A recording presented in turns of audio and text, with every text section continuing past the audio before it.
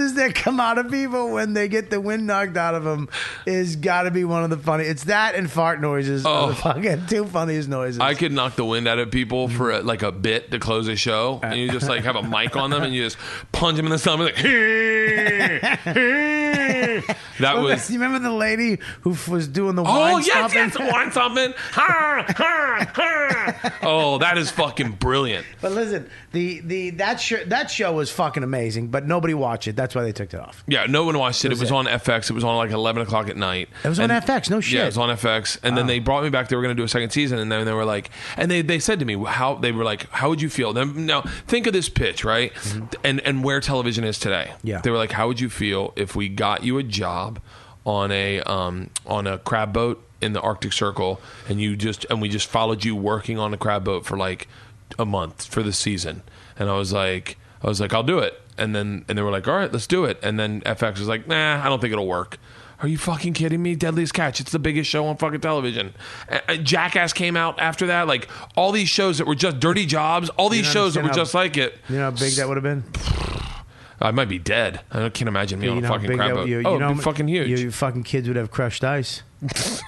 They'd have fun. Yeah. And so then from that I went on and did like pilots just to pay bills. Like I've done so many fucking pilots. Really? Like, probably 25 pilots. No shit. 25 cable pilots at least. And none of them have ever been picked up. None of them. Nothing. And I've done ones that are out of this world hilarious. Really? But it's just like I did one for Comedy Central. I did a number for Comedy Central that were just like, they'd be like, we got an idea, let's just shoot a sizzle. And one was where it was Cash Cab, but at a bar. So we'd pick up, it was Insomniac meets Cash Cab. We go to a bar, pick a bunch of people, put them in a van drunk. They'd blow into a breathalyzer. Whatever they blew, they got as a bank. So if they blew like a .30, we give them $300. And then we'd play games like guess what's in your mouth? Like all these really sexually, like really aggressive, racy games. It was so funny that it was a no-brainer. They were like, let's schedule out 36 weeks to shoot a bunch of these. And I was like, oh, this is going to be fucking great. I'm going to be a millionaire. And then their ad sales was like, we can't sell it. And everyone's drunk. We can't sell it. Wow. And so I've done a number of those. Even when I did Bert the Conqueror, I just kind of thought, man, this will never work. Really? I was like, there's no way that anyone's going to want to watch me just scream on roller coasters. And yeah, but it's not you screaming on roller coasters as much as it is you. You've always had this personality, bro, which, I've told everybody who knows you, it's like, dude, Bert could walk into a funeral and make somebody smirk. He can make somebody just fucking. I mean, he's got that fucking happy, nice. He's a genuinely nice guy. Yeah, he's not an evil person. He's got that fucking lovable, goofy fucking shit. Yeah. He's a funny guy, and he'll do anything. Yeah, he'll do anything. Well, thank you, and I think that Travel has been a great home. Like, I love working for them. I love the people. It's one of my favorite channels. Oh yeah, and I love everyone on the network. I love the people that work there. I mean, it's a great place to work. Yeah. But yeah, so I'm a big fan of Bourdain's show for years. Yeah, I'm a big fan of Bourdain. Bizarre Foods. Bizarre Foods is amazing. Adam's show, Adam Richman's. I'm Man not. vs. Food. Really? Yeah. Well, here's the deal. I like the show when it came out, but now it's like, dude, you can't win. You can't win. You can't win anymore because you went too far. Now people are making shit up to get the show in. It's like you can't eat 8 pounds of hamburger. Yeah, I know you're gonna lose, and the whole thing is like, and you see meat sweats. The guy's gonna die. Yeah, something bad's gonna happen to this guy. I think he's. I don't know. I mean, I haven't seen him in a while, but I think he's, I've got a problem with my weight, so I think everyone's. Dude, you don't have to ask me.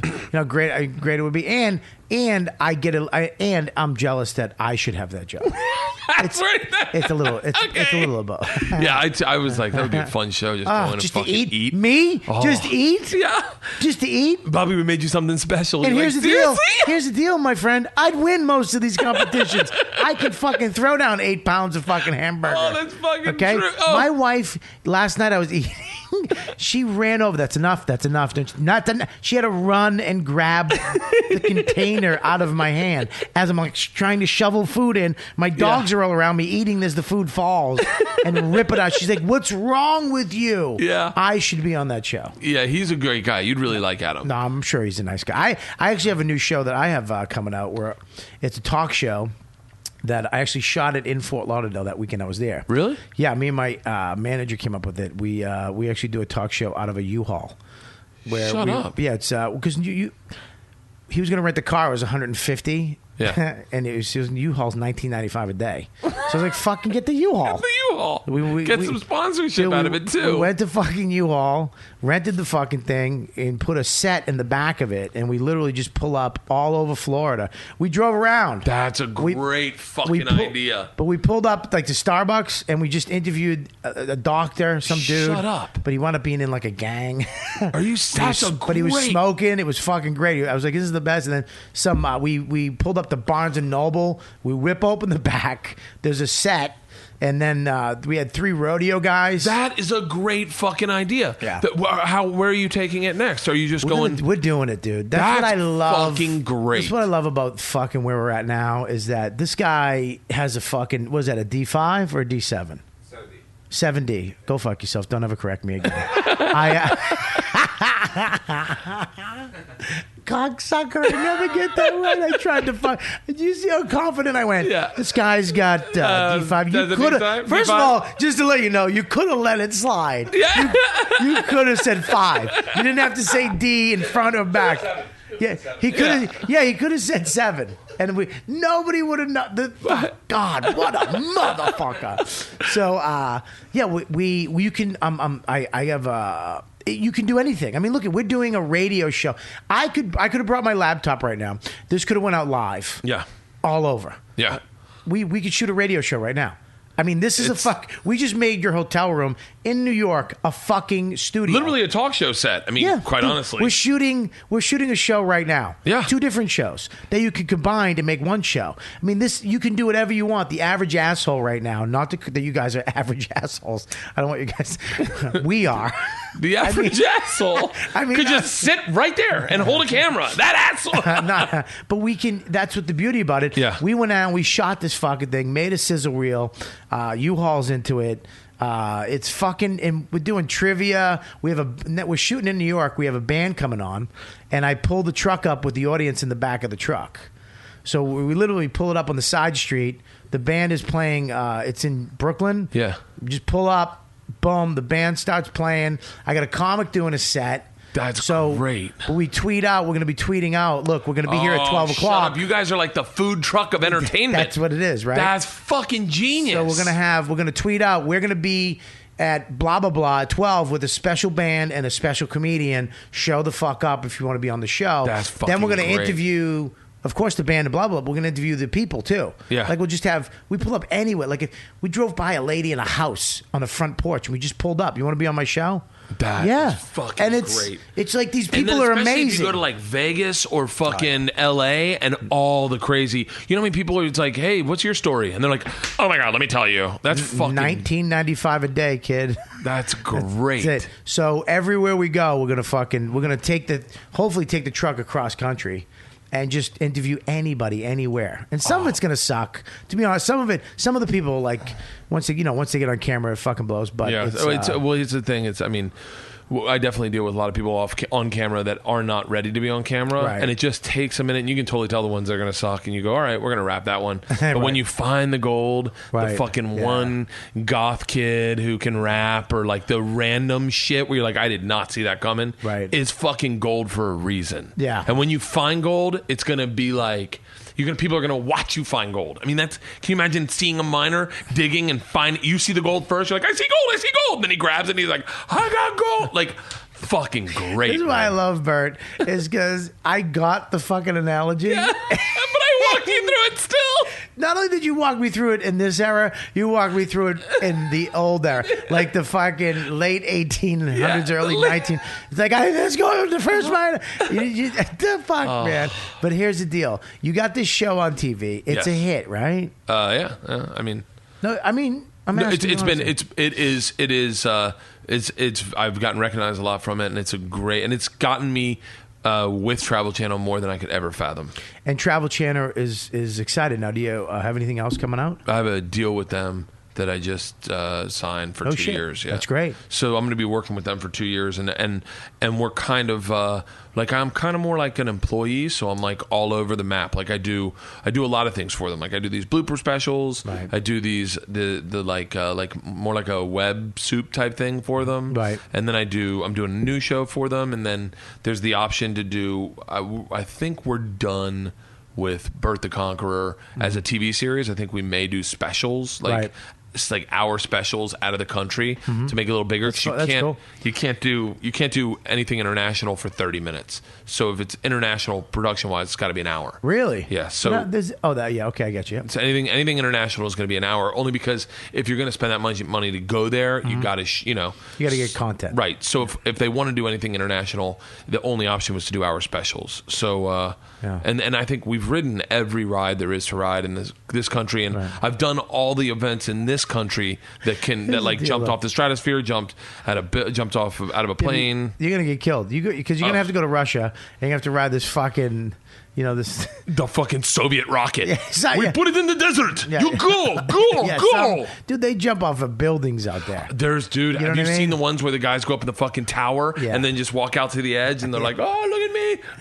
You're like, motherfucker. Yeah, don't get killed, dude. No, I'm a lot more. I don't want you to fucking I don't want to read about you. I'll be alive. I'll end up killing myself. No, don't kill yourself. Not killing myself, but it'll be my lifestyle. Like we were talking, like I went for a jog today. I was like, man, I got to I want to get in shape. I don't want to be hot and skinny. I just want to be like, I want to go to the doctor and the doctor go, you look good. Yeah, I went in May. Everything was perfect. Really? Everything was perfect except for calcium or some horse shit. Yeah. Some bullshit, because my mother didn't let us drink milk when we were a kid. Fucking twat. Yeah. And then I quit smoking. Yeah. 3 months ago. That's great. Yeah, that was a big one. That was fucking hard. Dude. Why didn't you just do those electronic cigarettes? You'll smoke. I'll smoke. I'm not gonna fucking. Yeah. It's a cigarette. Yeah. That electronic cigarette horseshit craze. We're such fucking cattles, man. Yeah. You're smoking a cigarette. Well, it's not. Fuck you. It looks like a cigarette. It's a cigarette. It tastes like a cigarette. And it has nicotine. Yeah. And the nicotine is what keeps you addicted. Yeah. Rich Voss is addicted to nicotine gum. I saw him chewing nicotine gum, eating a corn muffin at the same time. Has